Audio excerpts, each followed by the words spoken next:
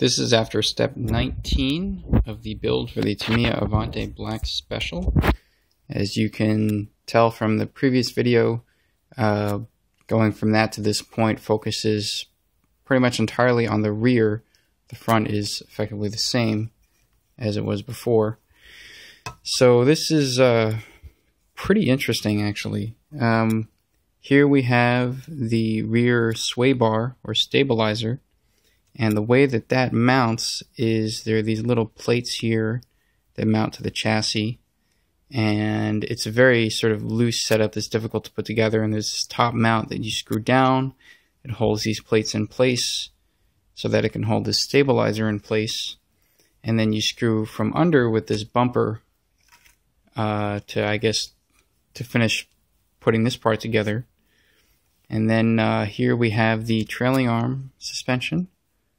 Okay, there's a socket joint here, socket joints here, and the whole thing looks pretty nice. I mean, it operates relatively smoothly. My major gripe, I suppose, is that this bit here is all plastic. It's maybe it's not ABS plastic, hard to tell, but it's certainly not carbon composite. So if any bit of this breaks, then you gotta replace this whole assembly, because this piece here has this metal rod sticking out. That actually comes as one piece. You don't screw this in. This comes as one piece here. Of course, same thing on the other side. Rear shock towers are nice and thick, actually. This is thicker than the chassis plates, which is kind of strange. And they mount on with these little aluminum brackets here, which was perhaps commonplace back at that time in the late 80s, when carbon fiber molding or manufacturing processes were not mature enough to make like curved features or anything. So this rear setup here, especially the stabilizer, was a bit of a pain to put together. These are kind of interesting here, these tie rods. Basically, this screws on both ends with this main screw in here, and then you also include, let me see if I can get some better focus here. These little nuts here, okay? And you just screw those in or out. To allow you to screw these in or out, of course, you have to take this out to screw this in, to change your camber in this case. And if you adjust this one here, this should adjust the toe in for the rear wheels.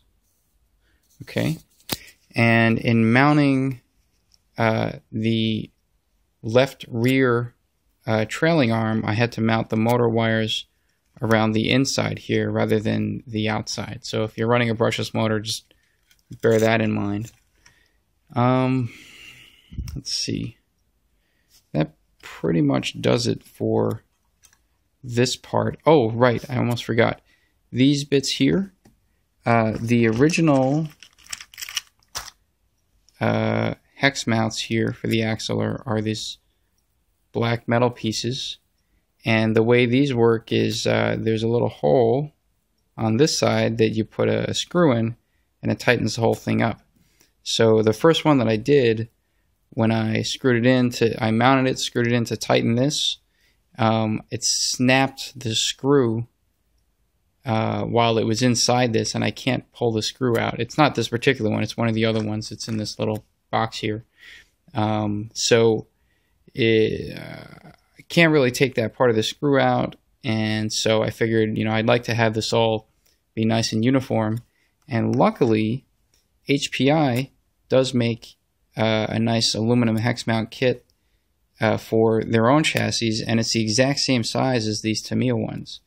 And the HPI ones, I would argue, are a better design, because the way those work is there's just a little hole there where you screw in a grub screw, and that directly contacts the drive pin on the axle. So this is, I think, a better approach toward tightening on these hex adapters to these axles anyway.